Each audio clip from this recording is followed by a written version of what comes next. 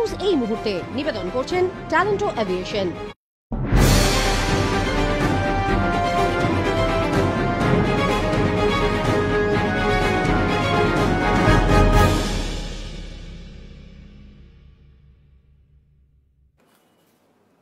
নমস্কার, আরোহী নিউজে আপনাদের স্বাগত। সঙ্গে রয়েছে আমি রুমকি। আর শুরুতে যে খবরের দিকে নজর রাখবো, করোনা আবহে এবার দিল্লিতেও নবনব করে হচ্ছে দুর্গোৎসব।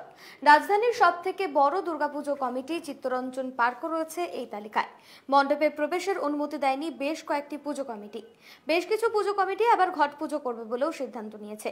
সব মিলিয়ে এবার করোনা আবহে দিল্লিতেও ম্লান পুজোর আমেজ।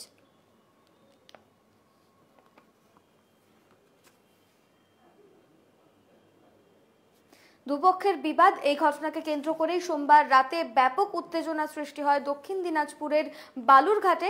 এই ঘটনায় আহত হয়েছেন বেশ কয়েকজন, বচসার জেরে জখম হয়েছেন প্রায় 10 জন বলে জানা গিয়েছে। খবর পেয়ে ঘটনাস্থলে যায় বালুরঘাট থানার বিশাল পুলিশ বাহিনী। পুরো ঘটনা খতিয়ে দেখছে বালুরঘাট থানার পুলিশ। অভিযোগ, চিঙ্গিসপুর এলাকার বাসিন্দা মন্টু প্রসাদ নামে এক ব্যক্তি তার পরিবারের জন্য একটি পায়ের তোড়া বানাতে দেয় এলাকার এক স্বর্ণ ব্যবসায়ীর কাছে। তা বানিয়ে দেওয়ার কথা ছিল গতকাল। সেটি নিতে গেলে অর্ধেকের বেশি টাকা চায় স্বর্ণ ব্যবসায়ী। এরপরেই দোকানের কর্মচারীদের মারধর করে ওই ব্যক্তি, এমনটাই অভিযোগ রয়েছে মন্টু প্রসাদের নামে। আমরা জিজ্ঞেস করলাম যে কেন পিটাচ্ছ, তোমরা কেন, কি হয়েছে, কি অন্যায় করছে? তোরা বলছে যে না, আমরা কোনো মারধর এখনো করিনি, কিন্তু মারছে, সবাই বলছে যে মারছে। এবার আমরা যাই জিজ্ঞেস করি, তো এবার আমাদেরকে গালাগালি করছে, মুখের জঘন্য ভাষা ব্যবহার করছে। এবার আমাদের সবাই কথা বলছি, ওইখানে পিছন থেকে এসে মোটা সোনা বানানোর যে রডটা, সেটা দিয়ে সবাইকে পিছন থেকে আঘাত করছে। কথা হচ্ছে কি, আমি পায়ের তোড়া বানানোর জন্য দিয়েছিলাম, সেখানে অ্যাডভান্স টাকা দেওয়া হয়েছিল 500 টাকা। আর আপনার হচ্ছে পায়ের তোড়া সেকেন্ড হ্যান্ড টাকা দেওয়া হয়েছে, সেটার দাম হচ্ছে 600 টাকা, টোটাল হচ্ছে 1100 টাকা। নতুন পায়ের তোড়ার দাম হচ্ছে 1600 টাকা, উনি পাবেন 500 টাকা। এখন উনি বলছেন যে 1000 টাকা আমি বলছি আপনি কাগজ দেখান। উনি কাগজ দেখাচ্ছেন, যেভাবে আমি বললাম সেভাবেই সব কিছু আছে, তবুও উনি সত্য মানছেন না। উনি বলছেন না, আমি এত টাকাই পাবো, আমি 1000 টাকাই পাবো। সঙ্গে সঙ্গে কাগজে 1000 টাকা দিতে হবে। এই নিয়ে গণ্ডগোল। দক্ষিণ দিনাজপুরের দৌলতপুর থেকে কেশরঘাট পর্যন্ত যাওয়ার যে রাস্তা, তা দীর্ঘদিন ধরেই বেহাল অবস্থায় পড়ে রয়েছে। একাধিকবার প্রশাসনকে জানিয়েছেন স্থানীয় বাসিন্দারা, কিন্তু কোনো কাজ হয়নি। এই রাস্তার উপরেই রয়েছে শ্মশান প্রাইমারি স্কুল, ফলে নিত্যদিন যাতায়াতের সমস্যায় পড়ছেন এলাকার বাসিন্দারা। রাস্তায় খানাখন্দ ভর্তি থাকায় সমস্যায় পড়েছে এলাকার মানুষ। রাস্তার হাল কবে ফেরে, সেদিকেই তাকিয়ে রয়েছে বংশীহারি ব্লকের মানুষজন। যদিও বংশীহারি পঞ্চায়েত সমিতির সহসভাপতি গণেশ প্রসাদ বিষয়টি খতিয়ে দেখার আশ্বাস দিয়েছেন। এই রাস্তাটা আমরা পঞ্চায়েত সমিতির পক্ষ থেকে অলরেডি বিডিও ম্যাডামও এসেছিলেন এবং আমি নিজে থেকে এই রাস্তাটাকে আমরা মেজারমেন্ট করছি, করে দিয়ে এটা 4 কিলোমিটার রাস্তা আছে।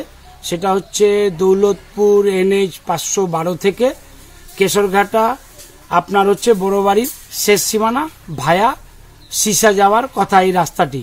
সেটা আমরা যেহেতু এই এলাকাটা ST/SCর জন্য আমরা বারবার করে প্রশাসনের কাছে এটা দরবার করেছি এবং প্রশাসন সহানুভূতির সঙ্গে এটাকে দেখতেছেন এবং ওনারা কথা দিয়েছেন যে আমরা এর মধ্যে এই রাস্তাটাকে করে দিব। মন্দিরের প্রণামী বাক্স চুরি করে পালালো দুষ্কৃতীরা। এই ঘটনার জেরে ব্যাপক উত্তেজনা সৃষ্টি হয়েছে অন্ডালের উখরা এলাকায়। সেখানকার সন্ন্যাসী কালী মন্দিরে গতকাল রাতে চুরি যায় প্রণামী বাক্সটি, এরকমটাই অভিযোগ করছেন স্থানীয় বাসিন্দারা। মন্দিরের CCTVর তার কেটে দেয় দুষ্কৃতীরা। অনুমান বছর শেষে ইউ বাক্স থেকে প্রায় 20 থেকে 25 হাজার টাকা উদ্ধার হওয়ার কথা ছিল, কিন্তু কত টাকা ছিল সেটা বলা যাচ্ছে না। খবর পেয়ে চুরির ঘটনার তদন্তে নেমেছে উখরা থানার পুলিশ। চুরি হয়ে গেল, এটা কিছু পুজোর সময় সবাই ভালোভাবে সমাধান হয়, এটাই চেষ্টা করি। এরকম কি আপনারা এর আগে দেখেছেন পাড়াদের মায়ের মন্দির? না, এর আগে আমরা কোনোদিন কিছু দেখিনি, এই প্রথম আমরা এসব। কাকা যখন মন্দির খুলেছে তখন এসে দেখলো যে এরকম বাক্সটা সকালে। আচ্ছা, এরকম ঘটনা এর আগে ঘটেছে? কখনোই না, আমরা মানে কখনোই শুনিনি। দাদুর আমল থেকে, জেঠাদের আমল থেকে কখনোই শুনিনি। বিধানসভা নির্বাচনের আগে দলীয় প্রচারে জোর এবং তার জেরেই বঙ্গজননী সংগঠন তৃণমূল কংগ্রেসের বঙ্গজননী সংগঠনের সঙ্গে মহিলা তৃণমূল কংগ্রেসের জোট বেঁধে এই সংগঠন তৈরি করা হয়েছে। রাজ্যের প্রতিটি ঘরে মমতা বন্দ্যোপাধ্যায়ের উন্নয়নমূলক প্রকল্পগুলি মানুষের কাছে তুলে ধরতে, মানুষকে বোঝাতে বঙ্গজননী সংগঠন কাজ করবে। নদিয়া জেলা বঙ্গজননী সংগঠনের অবিভক্ত সভাপতি টিনা ভৌমিক সাহা সংবাদ মাধ্যমকে তিনি জানিয়েছেন, পুরুষশাসিত সমাজে নারীর কথা ও অগ্রণী ভূমিকা তুলে ধরতেই বঙ্গজননী সংগঠন গঠন করতে উদ্যোগী হয়েছে তৃণমূল সুপ্রিমো মমতা বন্দ্যোপাধ্যায়। আমরা বাংলার মানুষ, বাংলায় বাস করি, সেহেতু বঙ্গকে সবসময় আমরা মা রূপে পুজো করি। সেই জায়গায় দাঁড়িয়ে মমতা বন্দ্যোপাধ্যায় আমাদের নেত্রী, আমাদের সিএম, আমাদের সুপ্রিমো, তিনি বঙ্গজননী প্রকল্প অর্থাৎ একটা সংগঠন করেছেন। বাংলায় যেমন অভিষেক বন্দ্যোপাধ্যায়ের যুবশক্তি, ঠিক মমতা বন্দ্যোপাধ্যায়ের বঙ্গজননী। আমরা বাংলার যারা মায়েরা আছি, যারা মেয়েরা আছি, তারা প্রত্যেকে প্রতিটা ঘরে ঘরে গিয়ে মমতা বন্দ্যোপাধ্যায়ের উন্নয়নের প্রচার, প্রকল্পের প্রচার করার জন্যই আমরা রাস্তায় নেমেছি, বঙ্গজননী হিসাবে কাজ করার জন্য। আপাতত এই পর্যন্তই। অন্যান্য সব খবরের জন্য নজর রাখুন আরোহী নিউজে।